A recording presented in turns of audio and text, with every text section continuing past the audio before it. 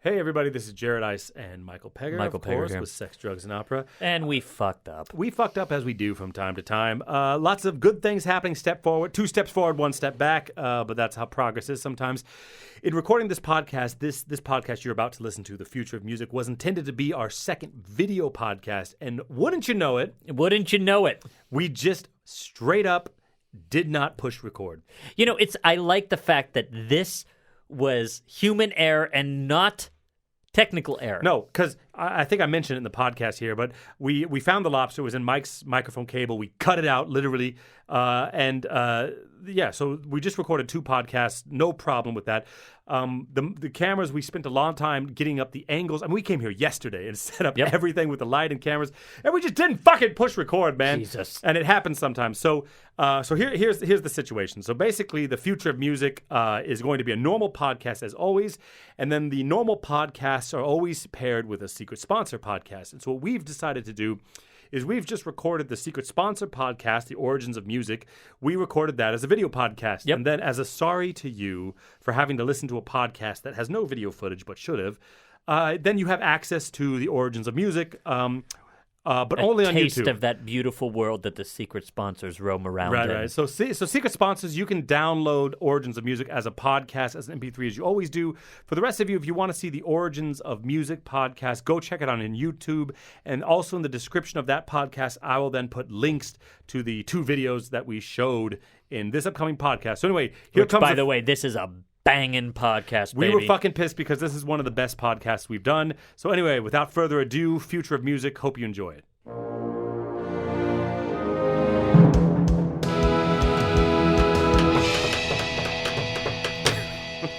I should have been a drummer. Right. And by should have been a drummer, I mean I should go nowhere close to a rock band ever in my life. Dude, just I'm all not it the takes is rock heart. look. I guess so. You know, sometimes I listen to the old stuff. What, like from our the old stuff? 70s. Oh. No, like rock from the 70s and stuff. And I think to myself, I would like to sing that stuff. Yeah, sure, man. By the way, it's really tenor heavy. I've been listening to stuff, and they don't value the low voice. Well, hey, let's fucking talk about it, man. So this is your podcast for April 25th, 2020. This is episode 8, I believe. I don't know because we're flying every week now. How the fuck are you people doing? Man, that if we made a fucking t-shirt with your saying on it, it's how the fuck are you people doing? Somehow I've fallen into that's kind of what we open these things with. That's how know? you open it. Well, I don't know. That's it comes I after don't the really day greet the people because they're not here. They're not here. to be greeted. I don't necessarily care. But no. So today, as you know, because you just saw the fucking title if you're watching the video podcast, or you saw the title when you clicked on this, we're talking about the future of music today, which is a topic that gets me fucking excited. I fucking love talking about. It this seems shit. like getting you.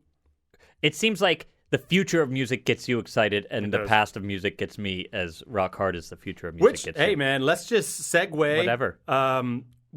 So we're talking about the future of music today on this main podcast, which is our second video podcast. So if you're watching from home, congrats. And then our sponsor podcast today will be about the origins of music. Yeah. So By the way, I've got some. it's good stuff. It's not bad news, Yeah. but it's something I guess to let everybody know about. I got test results back from the doctor, and I have this thing called CINS. CINS. Have you ever heard of it? No, I don't know if this is a joke or not yet. Though. No, unfortunately not. It's not that big of a deal. It's called chronic itchy nipple syndrome, and I've got it. I've got it real bad. This morning I was taking a shower, and I'm like, what the fuck is up with my nipple? Is that a real thing? No, of course not. You fucking son of a bitch! I fucking knew it, man. Acting! What did you get sins from? Chronic itchy nipple syndrome. Oh, a C with sins. Okay. Of course, chronic. God, itchy nips. I get it every once in a while. No, I wanted to talk about what you had actually. I didn't mean to interrupt what you had said, but like about tenors, like it being tenor heavy back in the 70s. I think it's the style and stuff like that. But I think Especially the hair bands then later. yeah, but I think as recordings and stuff started happening in microphones, it is really hard to get a low voice on a recording unless the rest of the audio spectrum is really thin. You know what I mean? Okay. If you start getting a lot of because have so much I want to talk about today, Nice. and I don't know where to start. But like basically, the world of music has really over the years become about mixing, and not so much about the music itself anymore. It's more about how it sounds. Okay. And there are And also made for the medium of making a recording. yeah, headphones and this type of stuff. And so the low end of the spectrum often is dominated by the bass drum, the kick, bass guitar, Yeah. like low synth, whatever you're fucking using down there. And if you start mixing the voice down in there, then it's really hard to get a clean mix sometimes, as much as you have a higher voice that belongs to its own spectrum. So you have the high instruments, you got like pianos and stuff up there, voice in the middle, like some boomy stuff down there. You're going to get a real clean mix.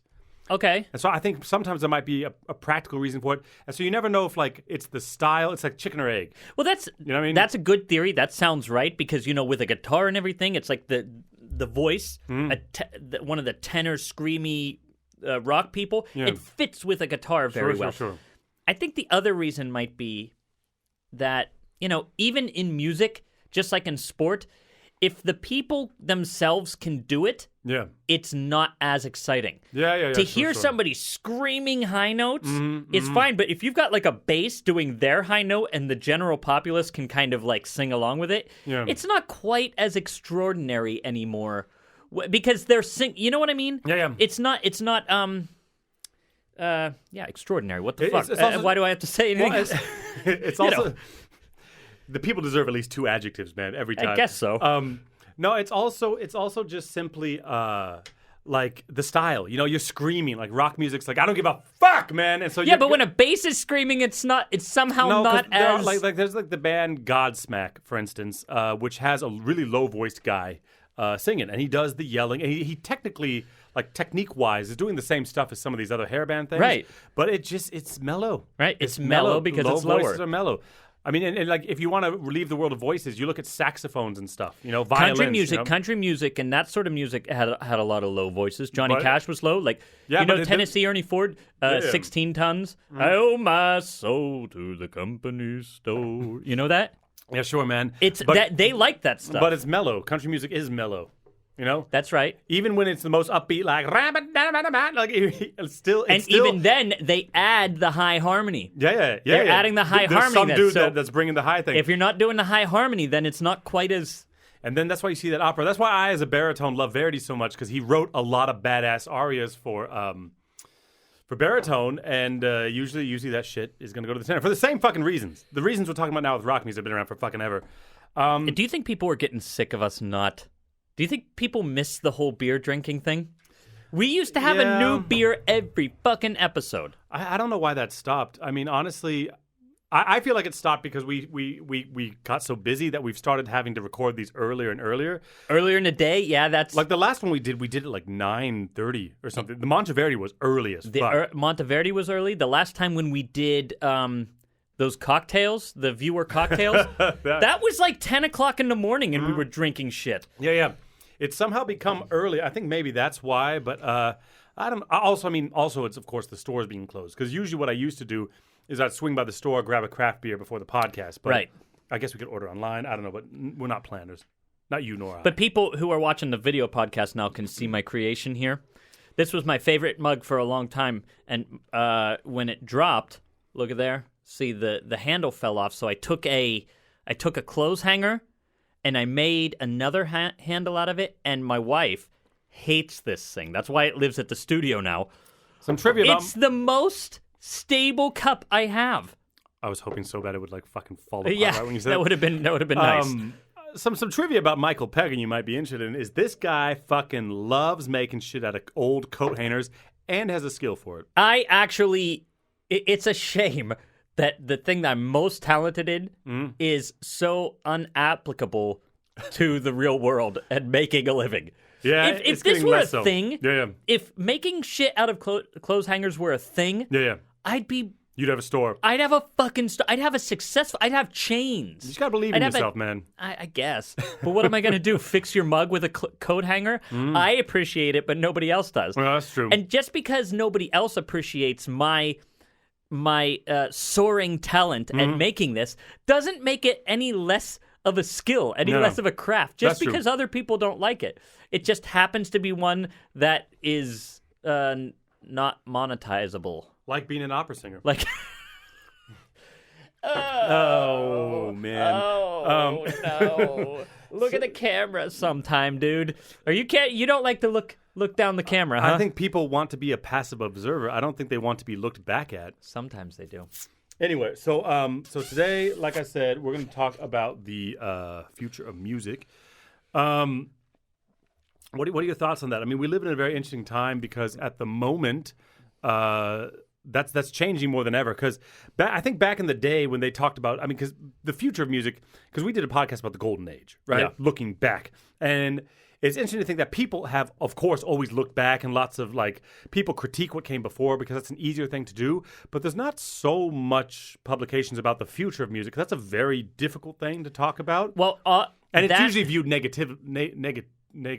Negatively, right? Yeah. But not only that, but almost every single time somebody wants to make a prediction about what the next 10 years is going to be like, they're fucking wrong. Yeah. They're fucking wrong. I once read an article from the early part of the 20th century talking about, and it was a scientist saying, human flight will happen. Yeah.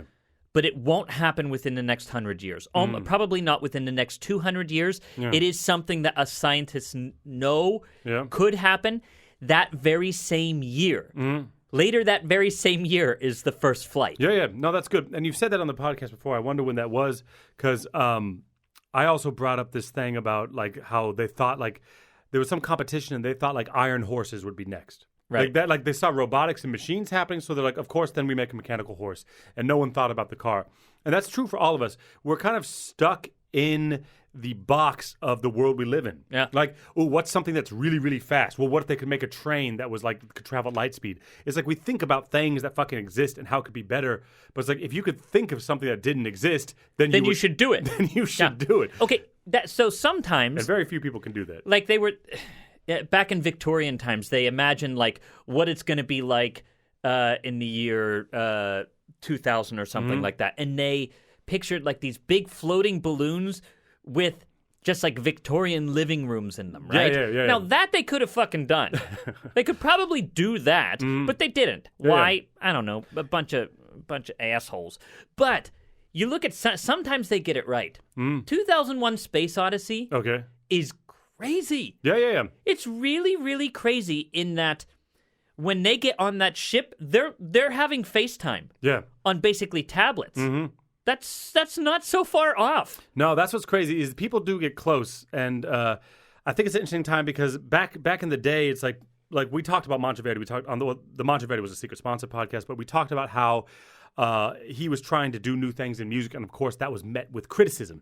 Right. And in the Verdi podcast and the Wagner podcast, every fucking composer you talk about has that element to their story. Is people are like, what you're doing's changing everything, man. It's fucking ruining it, man. And they're like, fuck you, man. I'm doing this anyway. And so the future of music, the change is often met with negativity, and I think that's true these days. And in the past, the future of music was more of what are you doing with the music? What are you doing with your harmonies? And is text important? Is the melody important?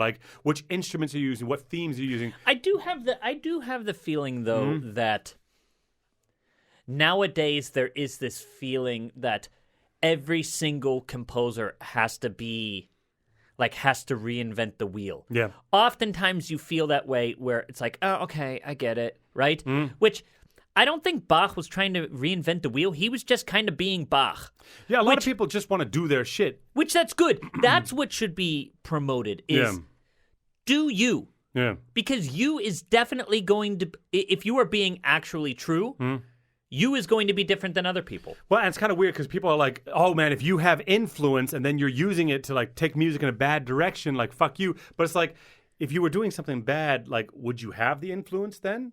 If I do some weird shit, nobody gives a shit. But it's if you are getting famous because of what you're doing, and people are what you're doing is ruining music, it's if that was true, then why are you famous? You know what I mean? Exactly. And what's bad? Yeah. What the fuck does bad mean? And so, Yeah, but it's interesting now because for the first time in I think history, like music is being changed then more by technology and how it's being consumed. When in the past, it's like how it was being consumed might have had political implications of like what building you were in, like public opera houses, private things, courts. But you sat in a seat and you watched it fucking happen. Yeah. It was like that for a long time until now. I was listening to something in preparation for this, and they made a great point. If you had a favorite symphony back in the day, you might have been able to hear it 3-4 times in your life. That makes sense. Tosca's my favorite opera. I mean, it's like I've done it a lot, but gone to see it, I don't know. No. You've gone to see it. You've heard it a bunch. And if you wanted to hear it 1,000 times within the next week, you could. Yeah, you sure. absolutely with could. a recording. But With going a recording, to see these that's what I things mean. live. But I mean, even these days, I think people don't see that because it's the same point we're making is that like it's very hard to go see this shit, but now it's so accessible. Yeah. And it ruins it sometimes. How?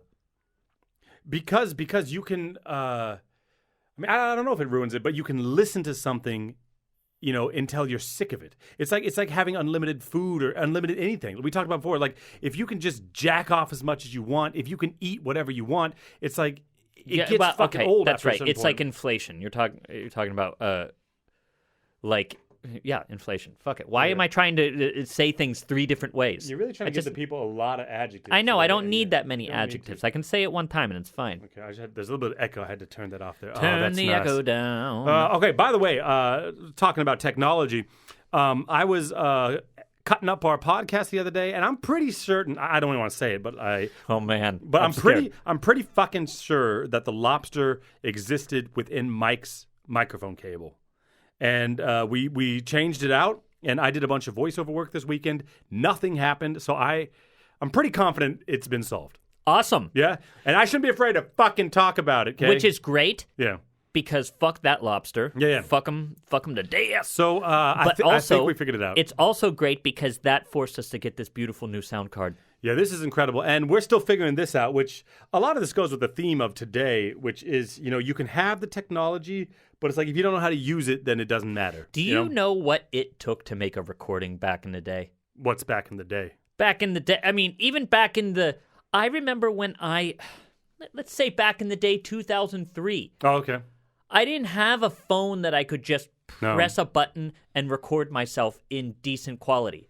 I didn't have, and I remember there was like Sony made this thing that was a tiny little CD Yeah. that you would record. Do you remember which one that was? Yeah, it had a name. I can't remember what it was, but I know what it was. That was the high quality micro one. discs or whatever. I think. I thought to myself, man, I'll never be a serious musician until I get something like that. Yeah. And then I'm so glad that I don't fucking have it now because that would be just sitting in I mean, the technology progressed so quickly, I couldn't even imagine it. Oh, people would spend like $500 for that thing. And But then that was in 2003. Yeah. It's not that long ago. Yeah, when I was a child in the 90s, it's like you had these cassette tapes and shit, Yeah, and it was just a fucking cassette tape.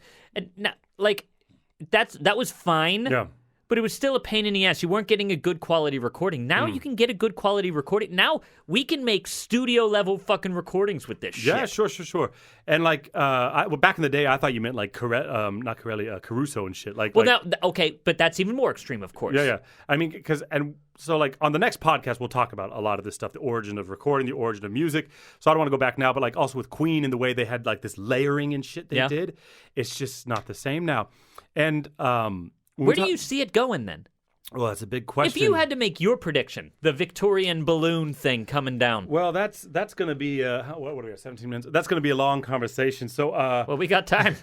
What a change that I see happening in music that a lot of people don't understand is I think that the mainstream ear, most people's ears, have now become more. It's more about timbres than harmonies and melodies. And I think classical composers are still trying to use melodies and harmonies, but pop recordings are more about the mix, like I said earlier, and it's more about finding a timbre that hasn't existed before. You mean in pop music? You use if you watch like cinematic stuff, if you watch Hans Zimmer, like his music and stuff, he's using these electronic synths mixed with strings, mixed with hammers hitting an anvil. Like he mixes these sounds together, and a lot of these producers, and even like rap beats and stuff, if you're trying to create a drum beat, it's not about the beat, but it's about I've never heard a kick drum like that before. Right. You know, I've never heard a synth. I've never heard is that a wood flute mixed with a sax, mixed with like whatever? Like people are creating, because melody's limited. Tonality's limited. We've explored it all. I mean, yes, you can have any combination ever. It's unlimited the way that numbers are unlimited. But if you sit at a piano, you have 88 keys and you have just one sound, a piano, right? And you have the voices and you have the orchestra and stuff. But when you start to crack into these electronic music things, then if you look at these programs, you have dials and you can create any sound you want. And I think a lot of people now, when they listen to pop music and stuff, it's after the sound. And they don't give a shit about if it's the same fucking key the same time or even the same note. But it's like, holy shit, that sound is fucking crazy. I've never heard that before. I don't want to poo-poo that either, because look, if your ear can become more attuned to differences in timbre, that's fine-tuning of the ear the same way fine-tuning of your ear harmonically or melodically is. Yeah. I mean, it's interesting that it is taking that path, though. I never really... but that comes solely from the ability to manipulate sound so extremely precise, right? Well, yeah. In the studio. Yeah. And well, that's the thing is I think a lot of classical musicians especially aren't really aware of the technologies that are existing, how music's being made, and they probably aren't even aware if they're hearing digital music or not. And digital music doesn't really exist anymore. So I thought maybe I could talk a little bit. What do you mean digital music doesn't really exist anymore? So like, just to drop some vocabulary of how you and I do the mini Drop operas, it like but it's also hot. how music's being written these days is sometimes you hear DAW get thrown around, and DAW is a digital audio workstation. So this is Reason 11 is the DAW that we use. And so through this DAW, I can run what are called VSTs. Right, so you can buy a Sounds like a sexually transmitted disease. It is. She gave me VST. VST is virtual studio technology, and then a DAW is the platform you use to manipulate these VST software packages. And so basically, what a VST is somebody will go and they will record a violin. Usually a famous violin player. Right. And they will record them doing every imaginable dynamic articulation on every note, every stylistic, up bow, down bow, slides, staccato, detache, whatever, everything, right? And then they create a digital platform where you can manipulate all those things, right? And you have to understand if something can be recorded digitally. So if you can record someone singing and on a digital recording, if you can hear head voice, and you can hear chest voice, then that means there is digital information causing a difference in those sounds. Of course, yeah. So that means a music programmer, which is a job, music programmers exist. They're musicians, they're people that studied music, usually masters of music, and they've studied programming. They can, of course, look at the digital information, and then they can create a knob to take a real voice, and they can make the knob go from chest to head voice. And you can now balance the level of how much vocal weight do I want in my sound. And so my point is, digital music doesn't exist anymore because back in the days of synthesizers, someone would like synthesize a string sound. Yeah. But now what it is you are taking a real string player, playing a real violin in a real concert hall with real microphones, and you're putting those notes into a piano. Yeah, but it's still digital information. In the same way that a recording is. Sure. So if you hear a recording on a Hollywood movie, that's a real orchestra being recorded. So then when I manipulate a digital orchestra, it's also a real orchestra being recorded. You know what I mean? And so if you're listening, the only difference would be live. But if you're listening on speakers, it's not like, a synthetic violin sound. It's like that's a real violin that I am now able to manipulate. It blurs the line, though. It blurs the line because, look, you're able to manipulate it. Yeah. But if you're able to manipulate, like, what is... I'm getting like this again. That's when Mike gets pumped up. Is whenever I start like starts getting up. When I start supporting myself with my arms like that. Yeah. Watch the video, people, if you want to know what the fuck we're talking about. I always forget. No, it blurs the line. Like where? Okay, so there's this philosophical thing, right? Yeah, sure. Where they start talking about like if I took a cell of yours and a cell of mine and switched them, and just did it cell by cell, cell by cell. What is the point that you become me and I become you? Right. Where does that happen? And it's a philosophical quandary that there's not really an answer to, but it's really, really interesting because it makes you ask the question, what is you? Yeah. What is actually me? For instance, we have as many cells of bacteria in our body as we do cells of ours. Yeah. There's as much bacteria DNA in your body as there is human DNA, which is fucking crazy. That is right? crazy. So it makes you think, holy shit, am I part bacteria? Yeah, I guess. Mm-hmm. So the question is, okay, you record the sound. Yeah. Right? Yeah. Now you can manipulate it in any way. If you can change it from chest voice to head voice with a violin, you could slowly morph it into whatever instrument you want. Yeah. And it's all digital data. Yeah. So at what point is it, because you're saying it's it's a real violin that you're hearing. Maybe, but how much have you manipulated it? How much can you manipulate it before you can justly say it is a real violin? Because you could take that sound and put correct me if I'm wrong, you know more about this than I do.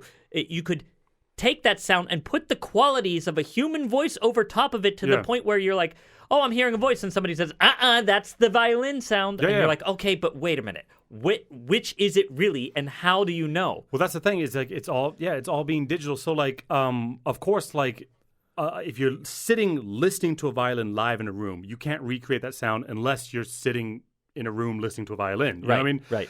You can create almost a better sound. It's like face filters. It's like these filters where it's like, I took a picture. Everybody's beautiful on Instagram. Well, it looks better. Like you take a picture of green. Like my phone has like this green filter. Yeah. And if I try to take a picture of a forest or something like that, it's like green. It like makes this green setting, and I take the picture, and in my phone it looks absolutely incredible. But then I look at the fucking forest, I'm like, wah, wah, wah, wah. And so music is kind of the same way. Like the nasty fuck in our mini opera, David Todd, he had me listen the other day to this Billie Eilish song. Yeah, I haven't listened to it yet. He said it's me too. It's Bad Guy by Billie Eilish. It's in this 8D recording, but it just sounds like it sounds like you have a surround sound system. That's amazing. And it is incredible. Listen to it with good headphones on. So I listen to it with these Bose headphones, and it's just what you can do.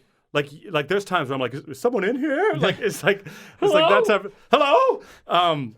But actually what I would like to do is can I show you a commercial? So for these VST packages. So you get addicted to this shit, right? Okay. And so VST packages, like I said, someone goes and they record an orchestra, and they record every person doing everything. Then you can manipulate every section, every string play of the orchestra. And I think if you visually see it, so those listening to the podcast, check out the YouTube video. You can visually see this. This is just 2 minutes long, but you can actually see how it looks when someone works with this. And I think it gives a better understanding of that. So let me just pull this up and take a gander.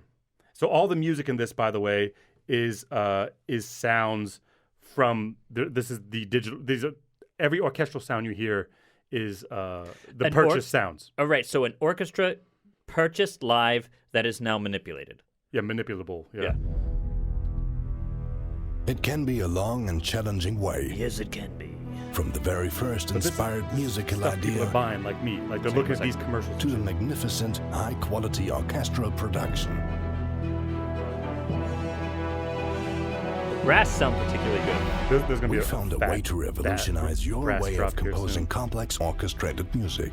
It's a new simplicity, a more natural approach to cope with multifaceted orchestral colors and rhythms. Faceted. Yeah, it's a weird voice. Composing will be faster, more focused on your creative core idea, your music, your ideas, reinforced by the orchestra. So it keeps going a bit. You That's can how see, the orchestra so this is a works. VST. Start I wanna your watch. Here composition then by is using the- our pre-designed ensemble articulations. Or even better, build your own ensemble. Seems like strings are somehow harder to get exactly right. Because they're sliding around. It's not so. Get inspired The by edges are our hard to get. animated presets.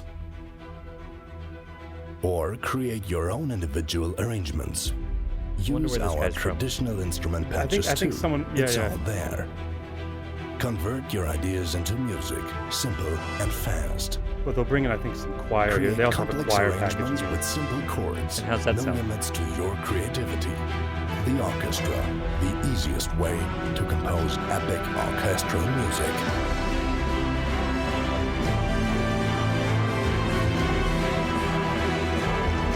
You hear the choir with these syllables.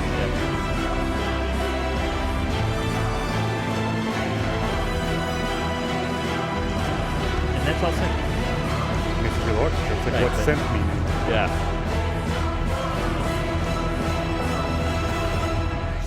Right, what a thing. So do you own this one? No. So these are VST packages. So when people talk about VST packages, you have this for African drums, for wood flutes, for rare instruments, for everything that can exist. But this VST package includes the orchestra and the choir? Yeah. So everything you heard is from that VST package. They said that at the beginning. And you own an orchestral VST package? Yeah, I own many. I've wasted thousands of dollars on this shit. Because the choir one, for instance, are interesting these days because what you have is they record a choir. And so, like you said, strings are complicated. And the reason strings are complicated is because computer keyboards and piano keyboards, of course, are rhythmic in the way that you input the information. Yeah. And strings in the human voice, then they don't have clean borders. They slide. And so it's hard to do that. But they have these pads, which looks like my phone, and you have it like this. And then if you learn how to use this, you have your keyboards, and then you can actually manipulate it like a string or a voice. Okay. And then it sounds much more real. So the voice ones, I want to talk about the voice ones for a second. Wait, before you do that, the one thing that bothered me about the strings is that they had the strings play. Yeah. And it was just a sustained note, probably like in the middle register of the violins. It was, not very high. The higher sounded better than the middle. Yeah. But it was one tone, but it sounded to me straight, as if there was no vibrato being used at all. That's the thing that was odd to me. But that's also a taste thing. Yeah. Because you, of course, they have dials and knobs where you can increase the vibrato and stuff. And then I think people, like I said, the world is wanting these clean, fucking perfect, like auto-tuned mixes. And so when you make a string section sound, it's like actually it sounds really clean when nobody has vibrato, when everyone hits the note at the same time. And the perfection is what makes it artificial. Yeah. So when I write orchestral things, what I do is I make a perfect mix. It's like the uncanny valley. Remember we talked about it? Yes. And what I do is I make a perfect mix, and then I go in and I just kind of make some mistakes. Yeah. So I drag some violins to come in late, some to come in early, and I do some that have a little bit of a wobbly vibrato, and then it starts to sound more and more real. And the mistakes are actually, if you program in the mistakes. So that's the thing about this digital music is you still need a human being to understand that, like, the imperfections. But that's weird because classical musicians, we're like, I want the perfections, but music notation is what we look at. But like music now is like, if you look at these MIDI things, you've seen it before where music is then shown as just squares and rectangles. Yeah. And so like a 16th note is short, an 8th note is longer. Yeah. You can actually see, if you look at the MIDI information from a real orchestra playing something, you can see that they're not hitting. Even though it sounds like they're going whack, whack at the same time, Beethoven's Fifth or something like that, they are not. They're not coming in perfectly. And if you quantize it, if you make them come in perfectly together, it then suddenly sounds artificial. Even if you're fucking with a live fucking recording. Yeah, and the perfection sounds, it's the uncanny valley. I think you said. Yeah, because there's something about like a robot whenever they speak and move very precisely that because humans don't move very precisely like that. Our shoulders don't sit evenly. Like we're exactly. We're imperfect, and that's what. The other thing that just hit me right now is that if you were to add, so a computer, what they would do is they're dealing with one sound of an orchestra, right? If it's a straight tone and they add vibrato, most likely the vibrato would be unified among the various strings. But when an orchestra plays, not everybody's vibrato is at the exact same rate, which means that you have. For people who are listening who don't know what vibrato is, it just sometimes it hits me that a lot of people don't necessarily know this. You have the tone, and when a singer sings, you'll hear like this kind of little wobble, and it's called vibrato, and it's literally the tone going above and below a certain pitch, just very, very slightly. And a violinist, when they do it with this hand, right, they'll do it like by shaking their hand back and forth, you could say, right? Now, when that happens, of course, they're not all one big organism. But that's what I mean is you can go in, and that's what I mean when I say I make mistakes, is I have them all starting the vibrato slowly, and then I just drag one over to start it a second later. And it immediately sounds more real. Yeah. It's crazy. But the thing about these VST packages is you pay anything from $50 to lots and lots of money. Right? Like what's lots of money? Well, let me show you. Let me show you let's compare it real quick to a real. Let's listen just to a snippet of a real orchestra, right? Okay. Okay, you'll recognize this song. You ready for this?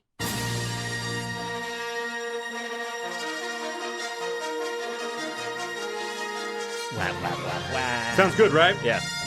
Fucking VST. Not a real orchestra at all. That is the best VST there is. This is Vienna Instruments, and it costs 12,000 fucking euros. What hear you it just again. heard, no, we'll listen to it again, but what you just heard is 10 years old. They made this 10 years ago. Oh, my God. And you better fucking believe it's better now. Send it to me. Right? That's awesome. That's really, really cool. We'll listen to the first 10 seconds. So this is Vienna Instruments. This is $12,000 download. Right? The last one we listened to was a $200 VST. Right? So you can go from 200 to whatever. So And- a professional, somebody like Hans Zimmer, he would look at the last one that we watched, which we were kind of impressed with, and Yeah. we said, and he'd be like, "Don't fucking insult me. I'm Hans Zimmer. Yeah.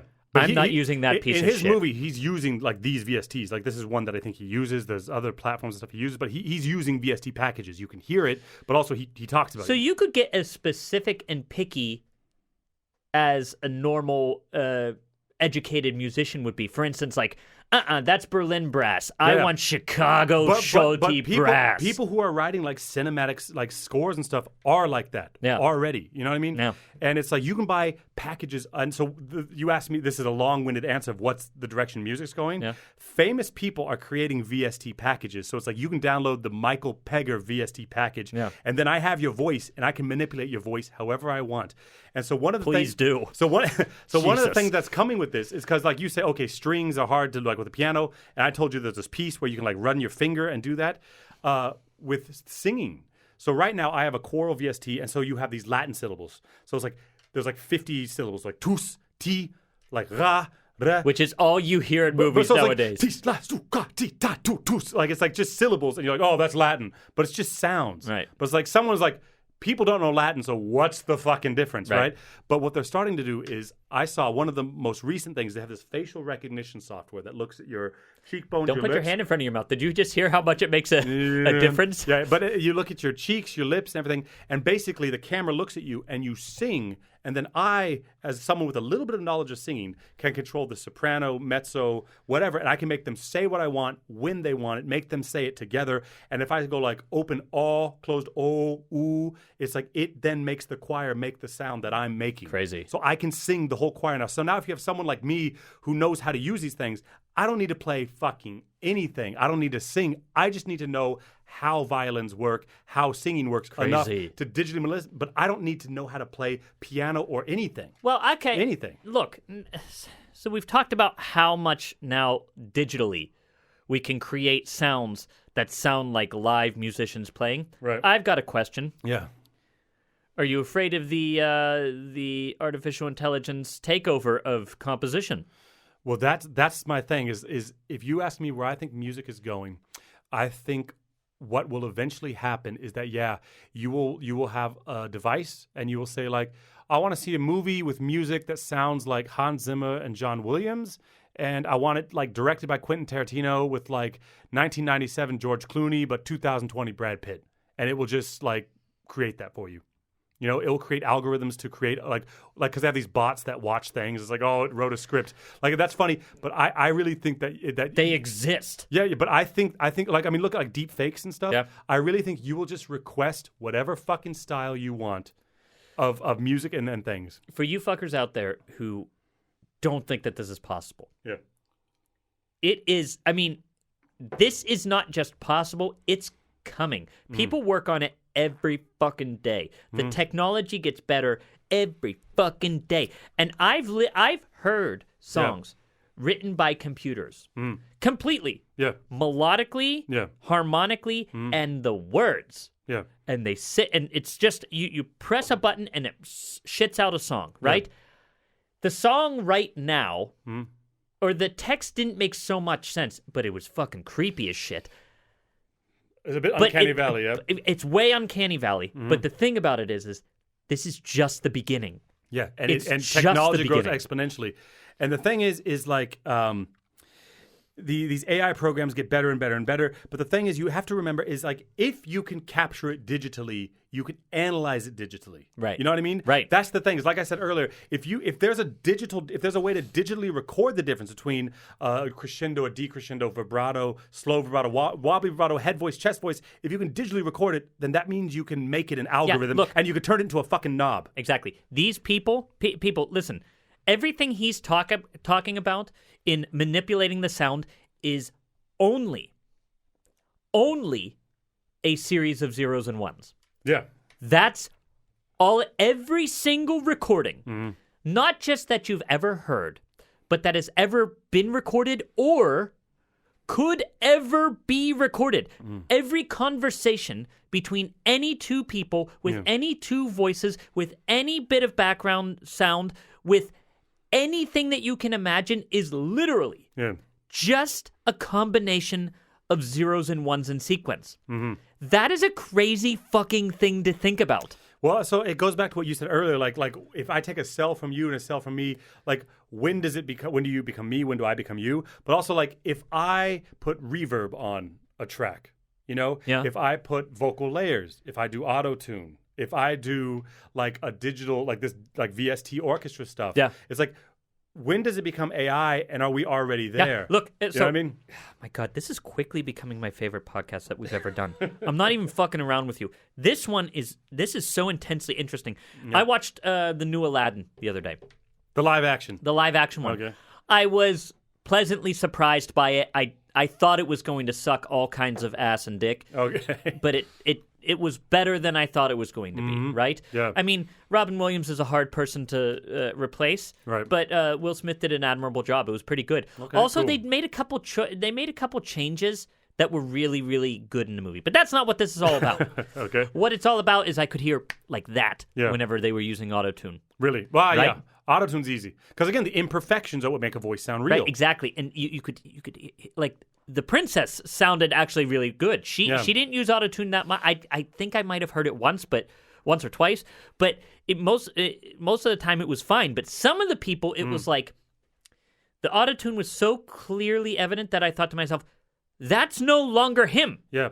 Yeah. Why not get somebody that can do it live? Yeah, exactly. And then I had the other thought. Yeah. Why get somebody that can do it live? Why? Yeah. And now I have another question for you. Yeah. Is it important to you that this stuff, that art, is created by a human and only by a human? Is that even important to you? I mean, it's not so important to me because I'm more interested in the people receiving the art. Yeah, The you're people interested in the art, right? Yeah. The people that listen to the art, but the people making the art, if that's important, that's a self-serving thing. That's you want to feel good because you're making art. It's why what I mean? when people talk about Wagner or something like that. Yeah. Excuse me. And how much of a fucking dick he was, which he was. He was a fucking dick.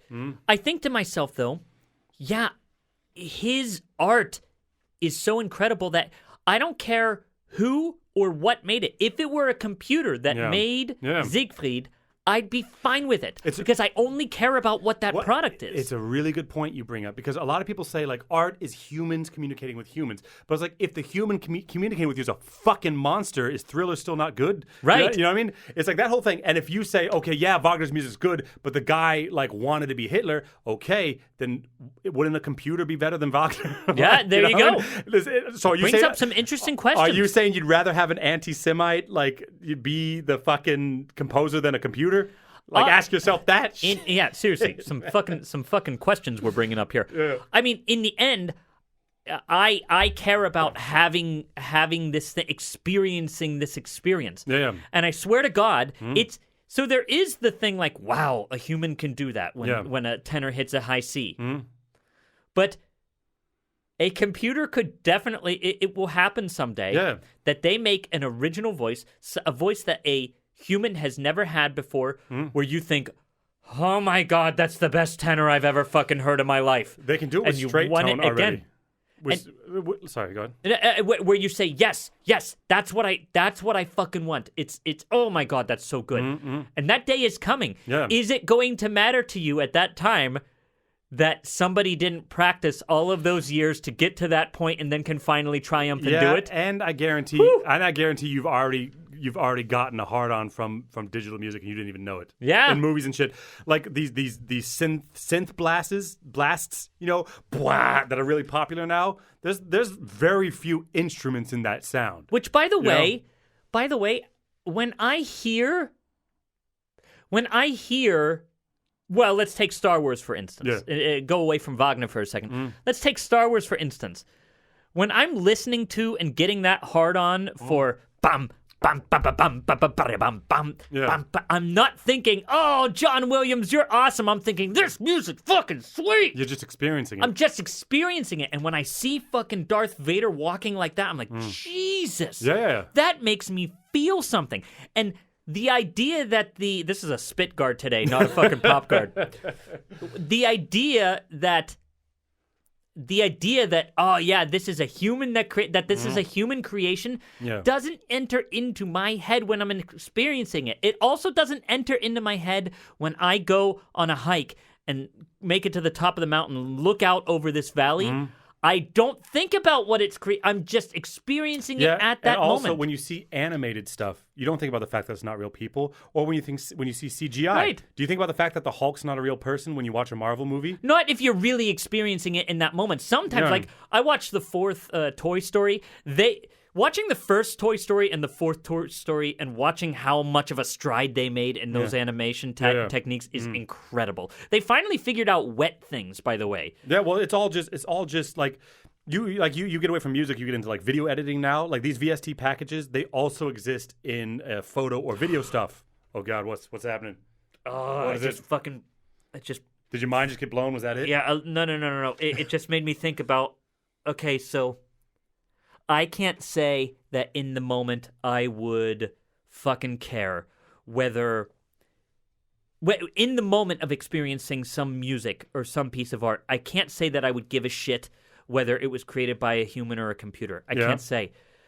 But, respectable scientists question all the time whether we might be living in a computer simulation. Yeah, sure. It's a popular theory in science, right? It's not demonstrable yet, but it brings up philosophical questions. And I ask myself, when I make it to the top of that,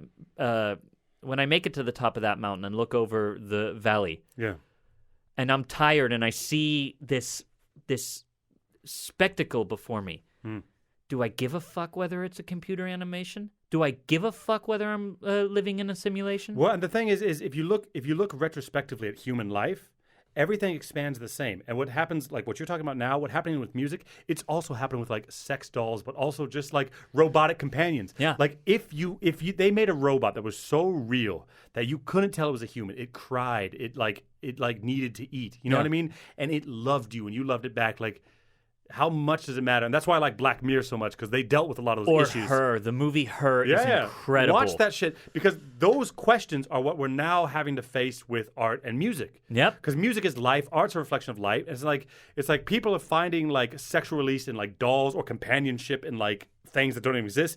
And it's like, if people are doing that, you better believe they do it with fucking music too.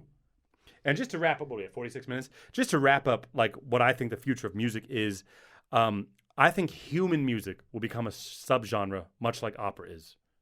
I think AI it music seems plausible. I think AI music will be big, and then just human music will always exist, but it'll be a subgenre like opera is. It'll be a small niche in the music world. Oh my God. It kind of already is, because is opera not human music, and then is pop music not? It's already happening, right? Pop music is computer music, and opera do you know what is do you know what the music. comparison is between like, let's just take pop, or like the popular music genre, meaning rap and pop and country and all Mainstream that shit, yeah, mainstream shit. What is the market share between the recording industry and that recording industry selling live tickets for live shows? How much do you know that comparison? I have no idea. Live shows are still the moneymaker for people that do that are pop Are singers. you serious? Yeah. Because I mean, it's all about the single download stuff, and streaming kind of killed selling music. Because Right. it's like, why would I buy like that Billie Eilish song that like David showed us earlier? It's like, I just looked at it on YouTube. Yeah. And then they monetized the YouTube thing, but I didn't buy it. I definitely didn't buy the album like you had to back in the day. Right. But these live shows also are not live music. Like I think I've talked about it before. Like there's a rule because there's laws about lip syncing. I don't know if you know that in like music law. You can't just lip sync a whole show. But if you sit on a stool, you basically have to sing the whole show. But the more you move, the more effects you have, the more you dance, the more you can lip sync, which are why these pop singers are never standing still. Yeah. Because you can't dance and fucking sing a song. You know what I mean? So legally you're allowed to be moving. If they fly you on wires and the stage is moving and there's smoke and like shit, then it's like you don't need to do it live, you know? So that's one part of it too. What would a computer? But also you can this stuff that I talked about in sorry. the computer, you can also do to a voice live. Well, tell me, what would it? So let's say your future becomes reality. Yeah. And human music becomes a subgenre in music. Yeah. Presumably, they're still selling concert tickets. Mm-hmm. Somebody's still selling concert tickets. So everybody knows that it's created Mm-hmm. by a computer and sung by the computer. What does the live show look like? This literally already exists in Korea and like Japan. They have people that don't exist that do a holographic Oh, the performance. holographic, yes. Oh, my God. And so they create. So basically, you use like in marketing. It's cool in marketing. They are now like actors are not needed anymore for like these advertisements where they're like, get your new fucking phone, and there's someone on a billboard. That is often not a real person. That's often a computer looked at a million faces and million faces. and created and creates a face that doesn't exist, so that the corporation then owns that image and can use it however they want. No lawsuits. They can make it look however they That's want. awesome, though. You know what I mean? And it's like all this stuff has changed. Like animation, you talk about Toy Story. It's the same thing now. Like what they did with Gollum and this stuff way back then. It's like an actor's face is then used to make the animation. I'm oversimplifying with that. I know how hard it is to paint animation over something like that. Right. But these days, I looked at something the other day online. It was called like Toonie or something. Basically, it's a cartoon. And you know how sometimes for companies, they have a cartoon come in and explain how something works? Yeah. You can just sign up for $5 and just use your face and then just make it. And it's animated. There's no animator. You know what I mean? It's just like you drag and drop like these cartoon images. You like have it walk left to right. You talk and its face matches whatever you're doing with your face. You know? It's fucking nuts, dude. So anyway, it's a trip, right? It's a fucking trip, You know, man. the thing is, the future is now and we don't know it. Well, that's what I mean. It's already happening. There already is a divide between digital music and real music. And the thing is, I'm not worried about it because some people might think I'm talking about like the opera apocalypse or something like that. But it's like opera's already a subgenre. If you take the weirdest fucking music that exists, right? Weird aleatoric, like shit. It's like those people still find a venue to perform. They still sell tickets. They still have 100 people and come watch You them. know, wait a minute. I've got to say something. Yeah. I've got to say something that might not be entirely popular with our operatic All right, crowd, man, do it. or crowd. I don't give a fuck whether opera goes extinct. Okay. And I'll tell you why. Do you think the people in the past, like, do you think that Bach Yeah. would just, if he could come to the future, would just want to hear Baroque music? Are you fucking insane? Well, I also... He would want to hear what the fuck has been done, what's new. Oh my God, this is what Verdi sounded like. This is what, oh my God, this is pop music. This is Michael Jackson. Yeah. I think that Verdi might be a little disappointed Yeah. to know if he came back, he'd be, what are you guys fucking, what? Yeah. I wrote this 100 years, what? Yeah. Write some new fucking music. I also think if Monteverdi came and saw like Puccini or something like that, he might not even like think it's opera. Well, They might not even recognize it as opera. You know what I mean? well, it's that thing that okay, so could they see the difference between musical theater and opera? Because it's like the singing style of a Puccini tenor, like doing a high C to Monteverdi. That's as weird as someone belt singing. that's right. No, Could that's they- good. That's a good point. Like, could he even see the difference? well, he could see the difference, He'd but be like, aren't they both opera? yeah, okay, they're both different kinds of opera. That might be because the classification of what opera is coming from us nowadays. Yeah. Right? Yeah. But he was inventing opera at that time. Mm-hmm. So what he would recognize, the one thing he would recognize is that it's through composed. Yeah. Is that there's always music. Yeah. So there he could tell the difference between opera and musical theater because songs interspersed in a play did exist at that time. Yeah, that sure. existed, right? So he might recognize musical theater as more familiar to him by the format than he did Puccini. Yeah, that's true. And so you have to think about if you were transported 100 years in the future, you might not, people might be calling it opera, but you might be like, this is an opera. Yeah, but fine, good. Fucking good. Do you Yeah. you know what would be awesome? Yeah. Is to hear his reaction to like romantic, like, oh my God, Yeah. what am I What am I hearing? Yeah. These chords, the way they're using, like, he didn't know that they could be used that way. Yeah.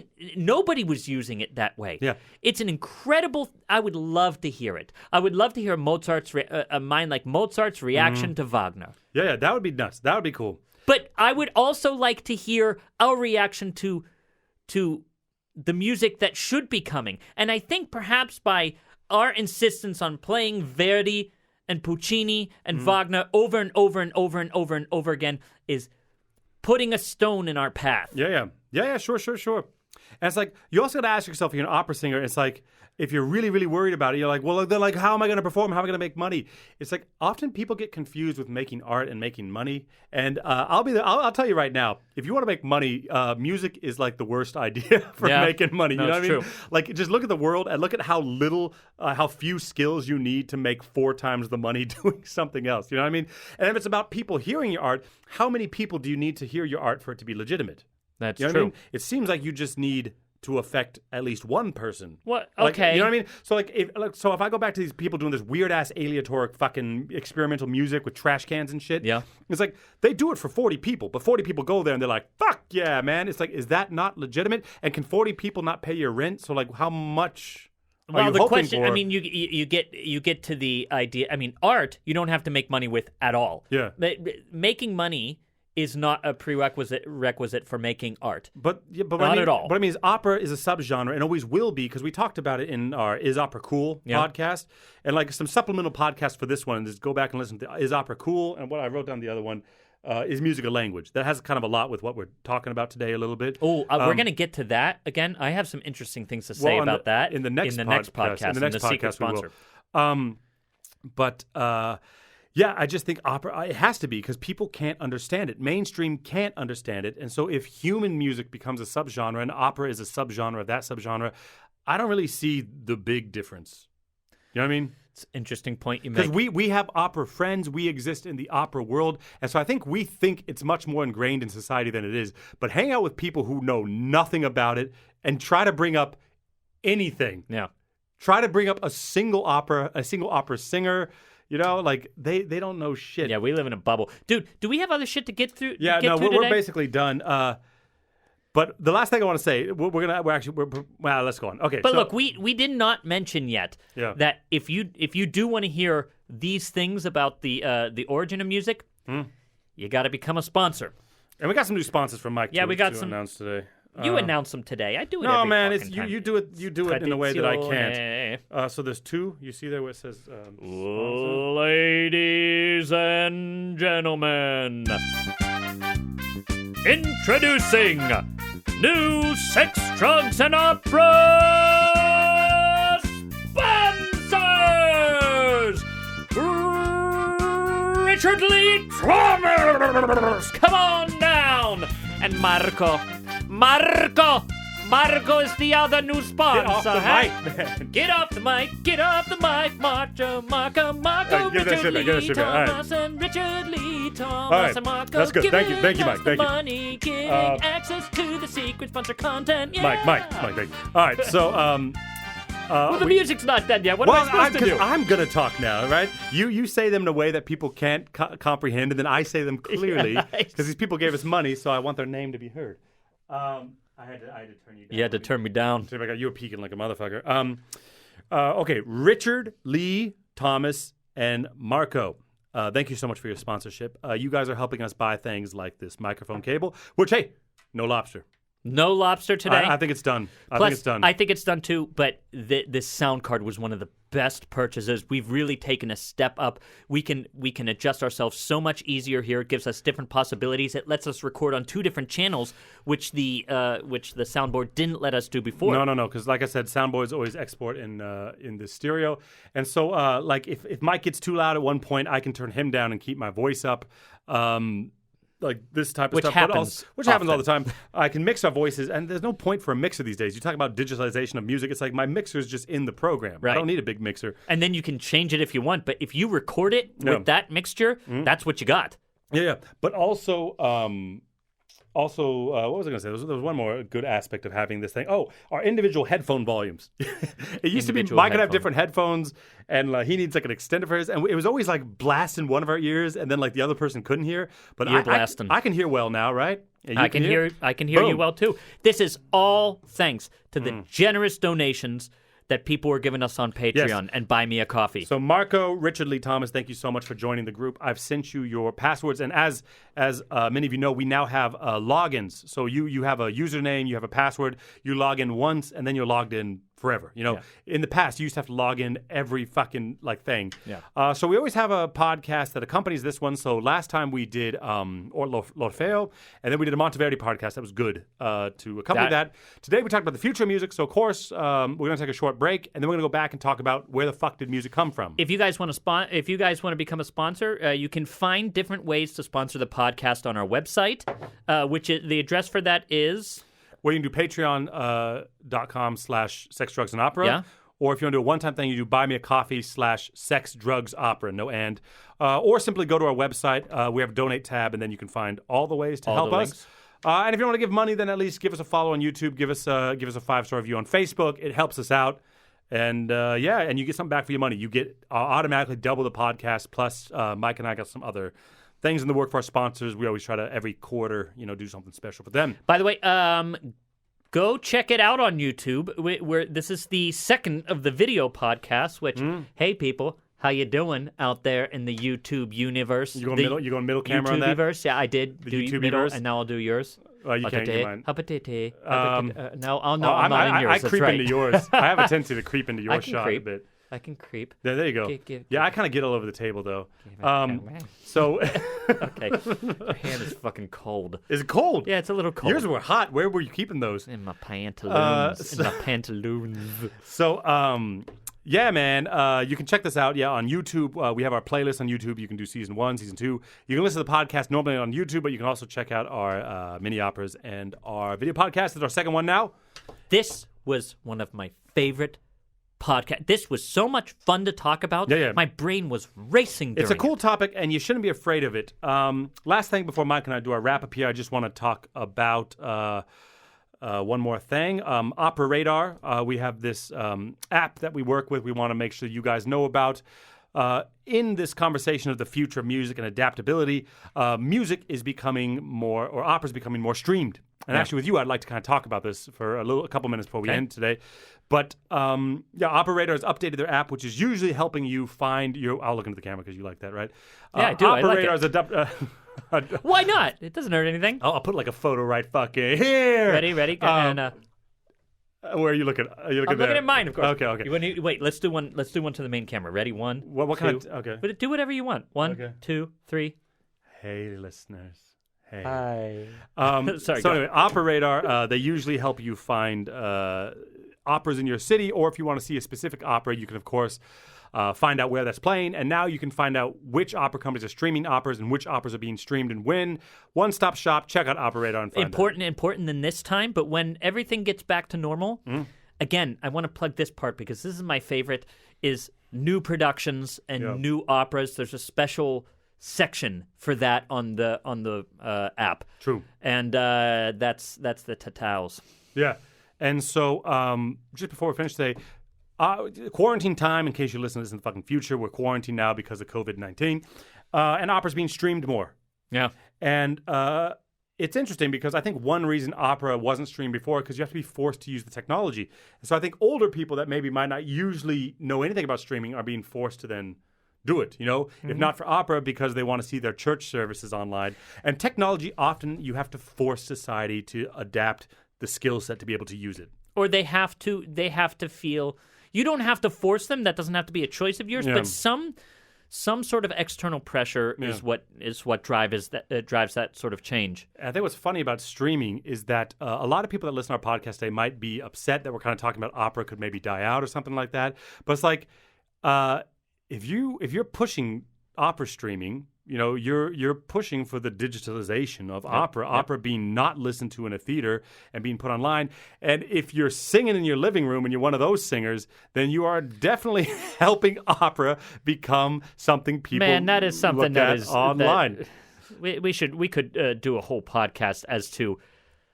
Man, I'm just saying everybody thinks they're a podcaster or a TikToker or Instagram influencer right now. Well, that's the thing too, because it's all becoming so easy. It's like you don't need to know shit about.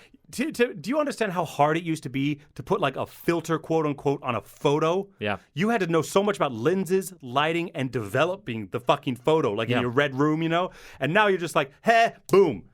Photographers, get the fuck out. Right. It's all on my fucking thing. And this is free shit. If you download apps, I have this like black and white thing I downloaded where basically you can make it as if it was taken from hundreds of different camera lenses. Yeah. It's Post. Insane. It's fucking insane, man. You were all along for the ride. All right, man. Get off the train or fucking ride the ride. Right. Walk into the fucking future. All right, where's the mouse here? Okay, so...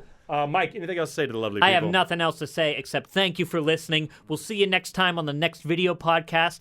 Everybody, give it a look. We put a lot of time into these fucking camera angles and shit. Yeah, I mean, there's a lot of money and time. Good. But yeah, we'll see you again. Mike and I are doing these weekly podcasts during the Corona time. So we'll see you next week. See you, people.